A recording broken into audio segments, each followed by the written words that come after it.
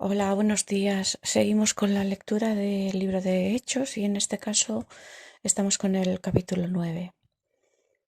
Saulo seguía amenazando y promoviendo actos de violencia y muerte contra los seguidores del Señor. Entonces fue al sumo sacerdote y le pidió cartas de autorización para las sinagogas de Damasco. Si Saulo encontraba a algún seguidor del camino, hombre o mujer, lo podía arrestar y llevarlo preso a Jerusalén. Cuando estaba cerca de la ciudad de Damasco, lo rodeó de repente una luz muy brillante del cielo. Saulo cayó al suelo y escuchó una voz que le decía: Saulo, Saulo, ¿por qué me persigues? Y Saulo preguntó: ¿Quién eres, Señor? Y la voz le contestó: Soy Jesús, a quien tú persigues. Levántate y vete a la ciudad. Allí te diremos lo que tienes que hacer. Y los hombres que viajaban con Saulo estaban ahí sin poder decir ni una sola palabra. Oían la voz, pero no veían a nadie. Saulo se levantó del suelo, pero cuando abrió los ojos no veía nada. Entonces lo llevaron de la mano a Damasco. Estuvo allí 3 días sin ver y no comió ni bebió nada. En Damasco había un seguidor llamado Ananías, y el Señor le dijo en una visión: Ananías. Y él respondió: Aquí estoy, Señor. Y el Señor le dijo: Levántate, ve a la calle derecha, busca la casa de un hombre llamado Judas, y allí pregunta por Saulo de Tarso. Él está orando y tuvo una visión donde un hombre llamado Ananías se le acerca y le impone las manos para que recobre la vista. Ananías le respondió: Pero Señor, muchos me han contado todo el mal que él ha hecho en Jerusalén contra tu pueblo santo. Ahora Saulo ha venido aquí con poderes de los jefes de los sacerdotes para arrestar a todo el que confía en ti. Pero el Señor le dijo: Ve, yo elegí a Saulo para la misión de dar a conocer mi mensaje ante reyes, israelitas y gente de otras naciones. Te aseguro que yo mismo le mostraré a Saulo todo lo que tendrá que sufrir por mi causa. Entonces Ananías se fue a la casa de Judas e imponiéndole las manos a Saulo, le dijo: Hermano Saulo, el Señor Jesús me envió. Fue el que se te apareció cuando venías para acá. Me mandó para que puedas ver de nuevo y te llenes del Espíritu Santo. De inmediato, algo que parecía escamas cayó de sus ojos y recobró la vista. Saulo se levantó y fue bautizado. Luego comió y recuperó las fuerzas. Pues en esta lectura para mí destacan tres cuestiones.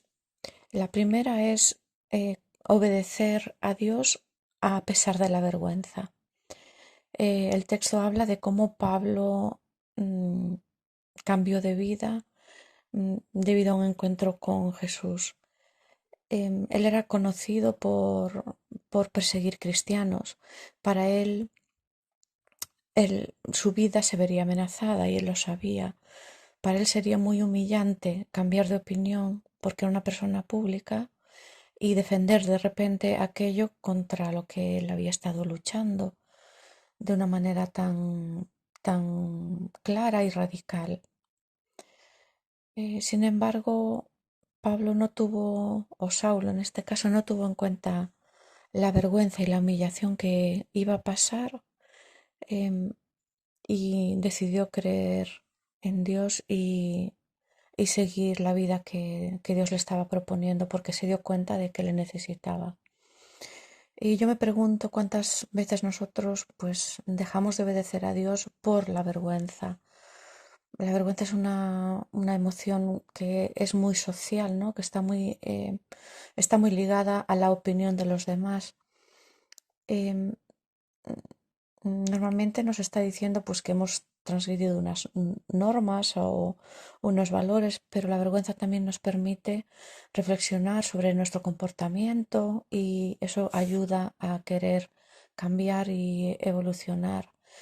Y creo que es importante aprender de Pablo que quiso obedecer a Dios a pesar de toda la vergüenza que sabía que iba a pasar.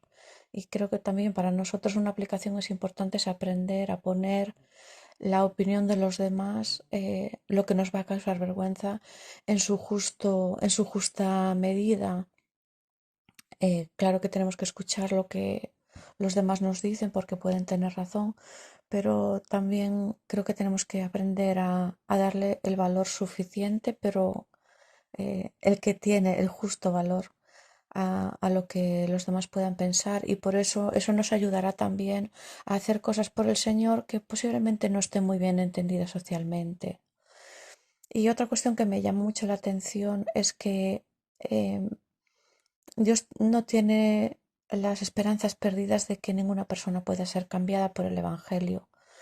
Pablo no sería el candidato quizás más fácil, y sin embargo Dios quiso trabajar con él y quiso llamarle y usarle. Y creo que también para nosotros es una manera de indicarnos que no podemos dar por perdido a nadie, que cualquier persona puede ser cambiada por el Evangelio, y que en cada situación con quien estemos nos preguntemos qué es lo que puede estar haciendo Dios en esta conversación, qué puede estar tratando Dios con la persona que tenemos delante y con la que estamos hablando. Y una recomendación sería estar en contacto directo con el Espíritu Santo continuamente para saber interpretar, pues, si la persona está receptiva o no a conocer al Señor.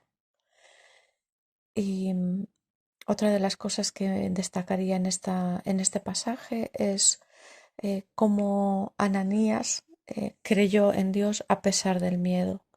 Él sabía que obedecer a Dios tenía unos riesgos muy grandes, y sin embargo no lo tuvo en cuenta. Y creo que a veces nosotros, aunque el miedo tiene una función de protección y de hacernos reaccionar, también muchas veces nos puede paralizar, y quizás sería bueno preguntarnos qué es lo que quizás Dios nos está llamando a hacer y que dejamos de hacer por tener miedo.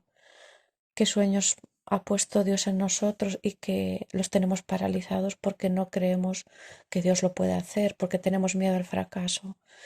Y quizás otra pregunta sería cómo nos afecta el miedo para que los demás sepan que somos cristianos, y cuánto nos afecta a la hora de vivir un cristianismo, digamos, más público, ¿no?